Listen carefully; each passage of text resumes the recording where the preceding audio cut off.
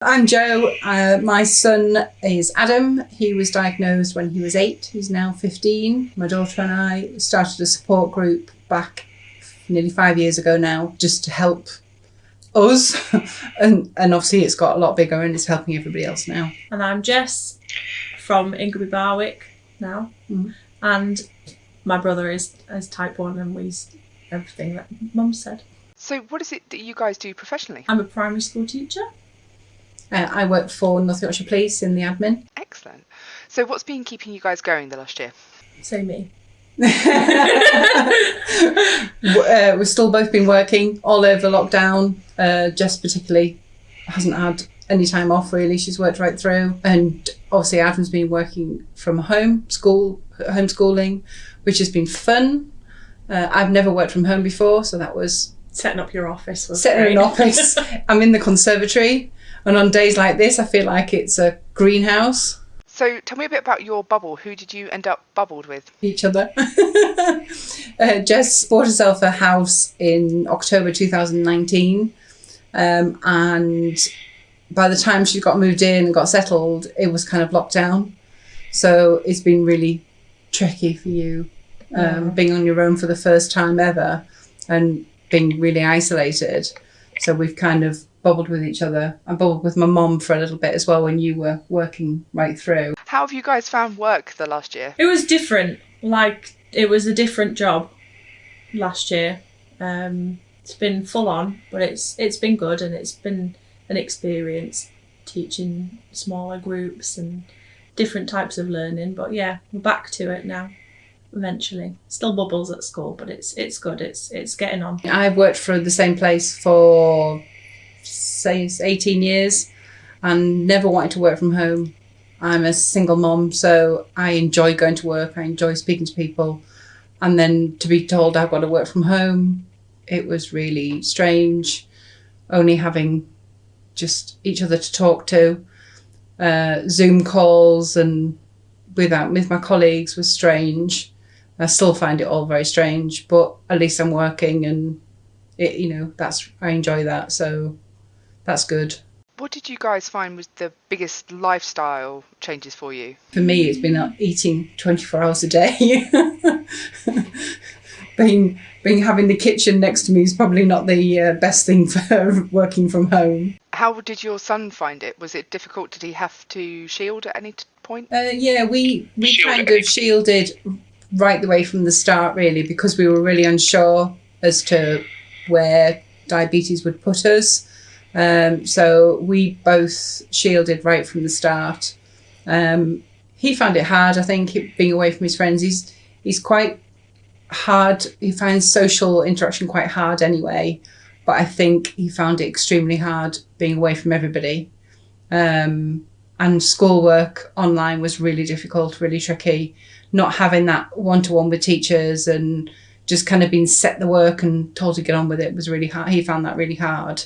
Diabetes-wise, I think we found it a little bit easier because I was on it more. But then I feel as though he's grown up more in this last year, hasn't he? Like, he's gone from being 14 to nearly 16. And he started taking a lot more responsibility because he's been able to. He's actually been helping another young girl who was only diagnosed last year, and he's managed to get a really lovely friendship out of that, which has been really, really good for them both, hasn't it? And they've both learnt how to do things together, and like he even changes his Dexcom with her now rather than me, and I feel a little bit... all over FaceTime. Yeah, all over FaceTime. It's really like a whole year's worth of friendship over FaceTime. But I think it's really good that he's been able to get that from it. That's amazing. So when did you find out that he had diabetes? He was 8 years old. He'd been extremely awful. There's no other way to describe it. Just really, his whole attitude changed.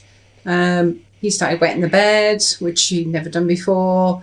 His general demeanour was awful, really hyper.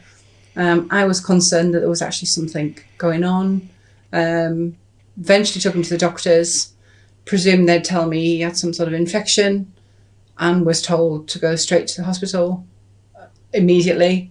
We were going to Nana's for tea. We were going to my mum's for tea, and I was like, well, we'll just go to mum's. No, it's straight to the hospital. And obviously found out he was really poorly, and quite how he was still stood up. They weren't sure. And it was a big shock. I'd come across it once before in an adult, which wasn't good. And it was too hard, wasn't it? My daughters were like 15, 17. Jess was thinking about going to university the following year. So it kind of changed the whole family dynamics. Jess didn't want to go away. She didn't want to leave. Kat was sitting her GCSEs. It just changed everything. But we soon settled down, and we realised it wasn't as hard as what we thought. It was hard work, wasn't it? Yeah. But it wasn't as. I think you think, right, that's it.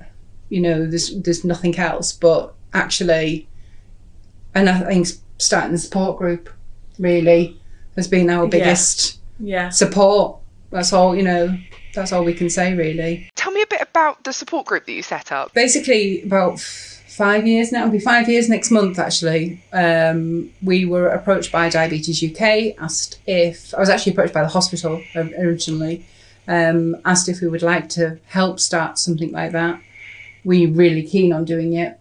We went to a meeting in June of 2016. Quite a few parents there, a few of the hospital staff, and we came away buzzing, absolutely buzzing, didn't we? We made the Facebook group, didn't we? Yeah, you came home and just made the Facebook group. Middle of the night, people post questions, and someone responds within 5 minutes because there's always someone there. The fact that we're sort of local to each other, like someone runs out of strips, you know, they'll put it on, has anyone got any strips? Of, you know, we're down to our last ones, the kids didn't tell us, and within 5 minutes somebody's there going, I'll drop you some off, or you can come and pick some up, and that's huge, and it's a big relief.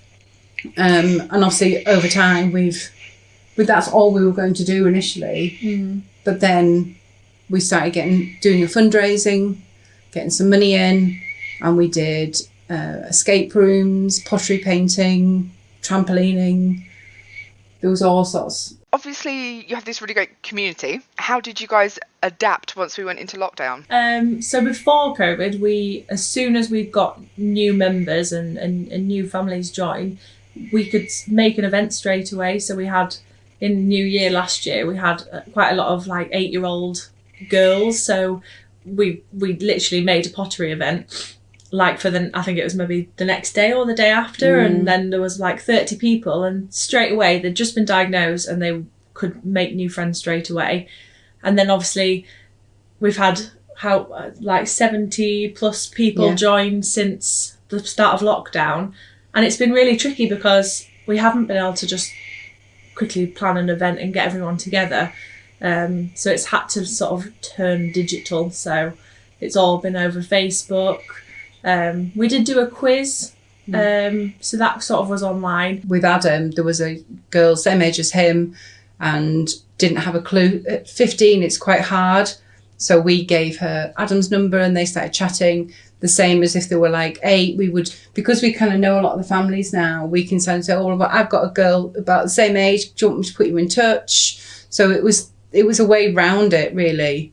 But I think we did really feel for the ones. I'm so excited to be able to start doing things properly, because we'll have so many new people to introduce to each other. That'll be lovely. And you haven't introduced yourself, don't you? Yeah, we have like a post when you join that introduce yourself, and it's huge now. It goes on for ages, but it just means that you join and you can like scroll through and see, oh look, there's someone who lives near me, and then people start commenting, and you can see all like everyone like, oh, do you want to go for a walk? Or it's nice. So it's established well enough now that people join and they get stuff out of it straight away, and you can see people commenting like, oh, this group has done this for me, and it's lovely to see, because actually we set it up and we've done the hard work at the beginning, and now it's sort of just it runs itself. It does. So the events obviously need all the planning, but at the moment during lockdown,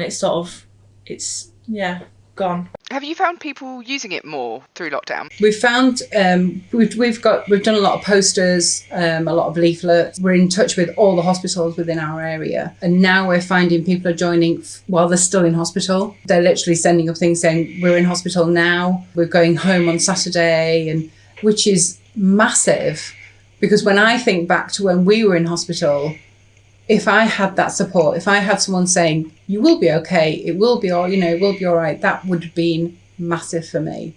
And for people to say, look, I'm just around the corner, I'm 2 miles away if you need anything, that's huge. But I think that's because we've got the hospitals on board, and they're finding that actually peer support is just as good support as anything. Don't get me wrong, that where they have to have the nurses and they're amazing, but having actual peer support for the kids as well as the families who live it as well, I think. Who just get it. Yeah, I think that's why like Adam enjoys talking to someone else who has type 1. I live it with him, but I don't live it. I don't know what it feels like for him to be hypo. I don't know what it's like to feel when he's high, but they can talk to each other. That must have been doubly important over the last year, because they're not only feeling isolated because they have this condition, but then this condition also has its knock-on effect due to the pandemic. We've had 70 people join since lockdown, which we feel as though is quite a high figure. But speaking to the hospitals, they all say that the numbers are increasing. And we're desperate to get people to join us and, to be able to have that support. Not everybody wants it. Not everybody needs that support straight away. Some people have it in the family and they know what they're doing. But I do think it's really important for, if people want it, for it to be there. Some people just lurk in the background and they just watch, don't they? And they but then some people, are straight on there telling us who they are, where they're from, and is there anyone around them. But yeah, we just can't wait to get back to doing some sort of events, and fingers crossed that we can get our residential on again this year. I think it's quite interesting, because I think in a lot of places we've realised that peer support is so important over the last year. Whereas I think people were maybe hesitant to reach out or even start these sorts of groups before. I think this has been quite motivating for people. What would you say to anyone who is maybe in the position of feeling a bit nervous about reaching out to a group like yourselves, or thinks that there isn't a group for them and thinks they maybe want to start one? I think the rewards are incredible, isn't it? It's so special. Like, you can't describe. No. The friendships that we've got from the last 5 years, you can't put any price on that, can you? They get where I'm coming from, they get where Jess is coming from, and they certainly get where Adam's coming from. But I think if you're worried, at the end of the day, we're all just parents, we're all just carers. I think sometimes people think that we do this as a job, or we do this because, but actually we're just people who are going through exactly the same as what they're going through. And we were there, we were in their position, and I think that's why it is so important that, the nurses and everything, yes, they are so good at their jobs, but they don't live it. They don't live it 24 hours a day. And like Jess said, in the middle of the night, being able to put a message on saying, I'm really struggling, he's got high blood sugars, don't know what to do. To have someone go, look, calm down, it's fine, don't worry about it, we'll be here. That's absolutely priceless. And as for setting another group up, I wouldn't hesitate. I would do it again. In fact, Adam's kind of like, he's 16 this year, but I don't want to leave it. No. I want to continue doing it. I know what you feel, but yeah, I want to continue doing it because it's just so rewarding. The residential we did pre-lockdown was incredible, and we hope to do that again this year. And again, the friendships that came out of that, they're still seeing each other, they're still being with each other. Some of them have bubbled together, haven't they? And that's massive. They wouldn't have that if, you meet other parents in hospital, you meet other people at clinic appointments, but it's not the same as actually meeting them at an event or... And it doesn't have to be big events either. Like our first, we went for a picnic, and that was like huge for some of our children who'd never met another diabetic child before. And just seeing another child, I remember they all just blood tested at the same time, and that was crazy. They were all like looking at each other like, what, you've got this too? And like, that was it. That was huge. And that was like such a huge moment for us, because from everyone just being able to be together, they realised actually they're normal and there's other people like them. So even just make the Facebook group, invite people to a picnic, see what happens. And even if it's just a few families that get together, it changes everything, doesn't it? It really does. It just changes lives. Like, and it doesn't matter age. Like, Adam was 8, 9, and there was little ones of like 2, 3, but it didn't matter because they just saw they all had the same things. Yeah, they were sort of same machines. There was finger pricking. They were, and to me, that's, you can't get that anywhere else. You sort of mentioned about these late night panicked messages. Is there any one instance that kind of stands out to you in the last year? One of our mums put on a message saying, is anyone awake? I think it was like 2 o'clock in the morning. I was actually awake. And there was a few other mums all saying, are you okay? I messaged her because I know her. And I was like, are you okay? And she was like, her ketones are 29. Oh, right, okay. Her ketones are 29. And we were like, her ketones are 29. She was like, yeah. What do I do? And we were, don't think her ketones are 29. And all of us about the same time, there's about four of us, and we all said, are you using a blood strip or are you using a ketone strip? And she was like, is there a difference? And we were like, yes. And I think she must obviously got the wrong one, put it in, and that was her bloods, not her ketone. And she said literally she had not been able to breathe for like 3 hours because her ketones weren't coming down. And all of a sudden, her ketones were actually 0.02 when she actually got the proper strip in. Yes, her bloods were high, but she was sorting that and that was fine. And straight away, she was like, my God, you guys are amazing. Straight away, that relief of, not going crazy. I'm not going to have to go to hospital. I'm not going to have to, get more help, which to me, that's because otherwise, if you haven't got that, where else do you go? You ring in the hospital, they're not always switched on with diabetes.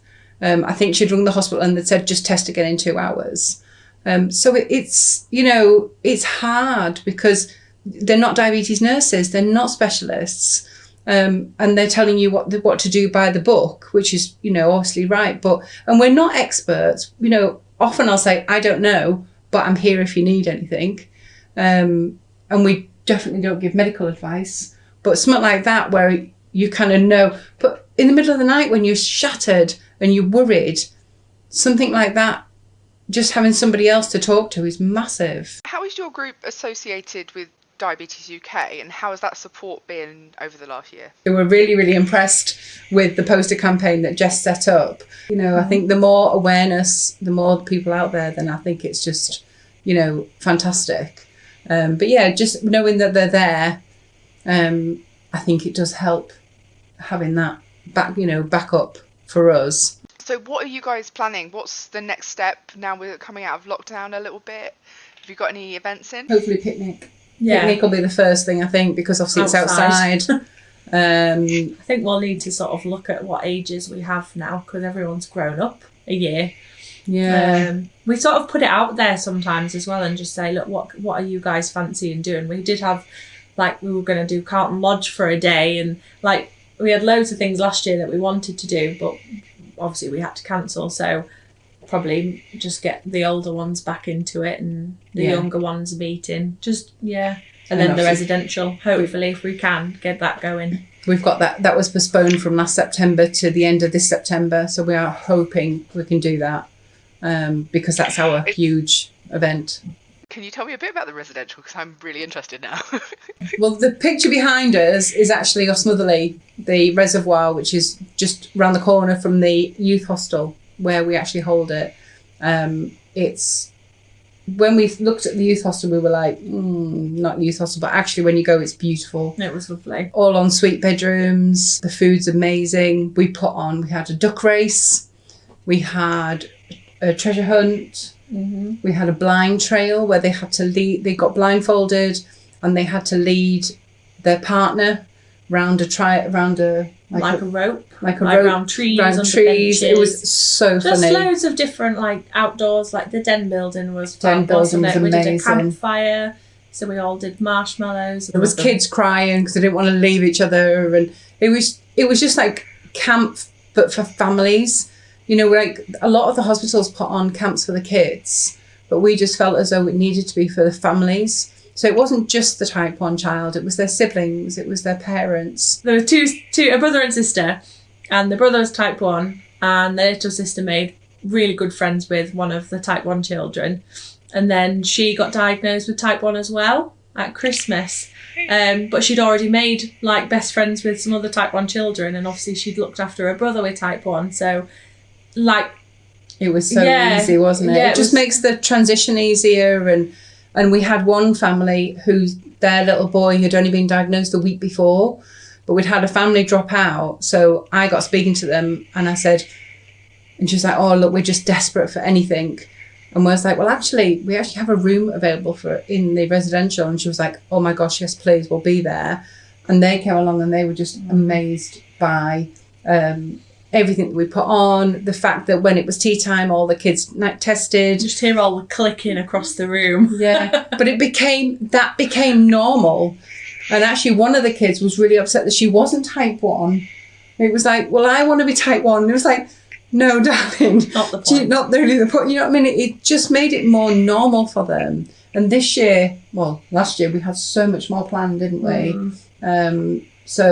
But hopefully, if we can go ahead, I'd like to get some of the new families to come along, because I think that would be really important for them, because they've missed out on that really important first bit. But yeah, just really excited to be able to start planning and start getting on with things. From what you've kind of said, it's not that hard to make those adaptations that make it more safe and normal to have type 1, and most people could do it. Yeah, absolutely. Yeah, definitely. I think it makes it just that little bit more normal.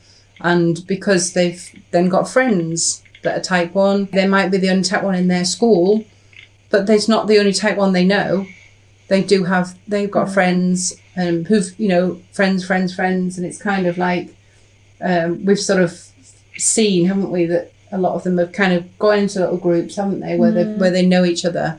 And that's lovely to see friendship. We've got friendships out of it that we would never have, and it's lovely to see other families doing the same. What would you say is the best thing about volunteering? I think it's a sense of pride, like when you can look back and see what you achieve, and see the kids' faces, and Absolutely, see how it affects the kids.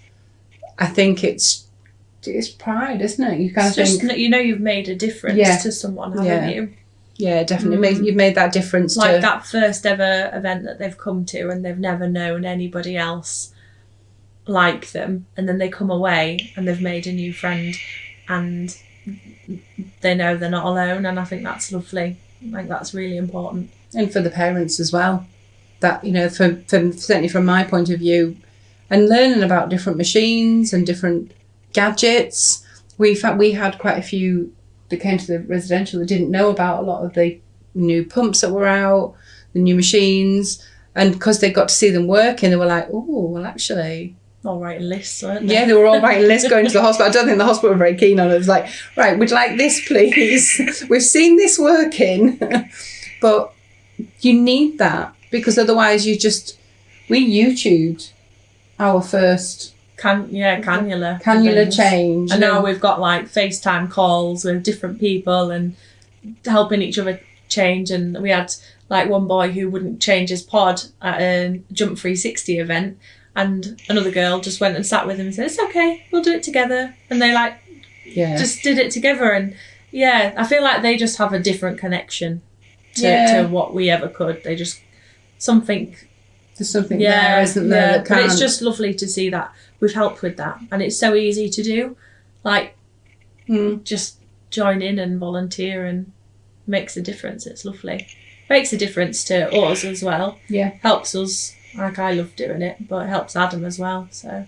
Yeah, definitely. I've got a couple of quick fire questions to round us off. What was the person or thing that got you through this last year? Family. Yeah, definitely. Absolutely. Yeah.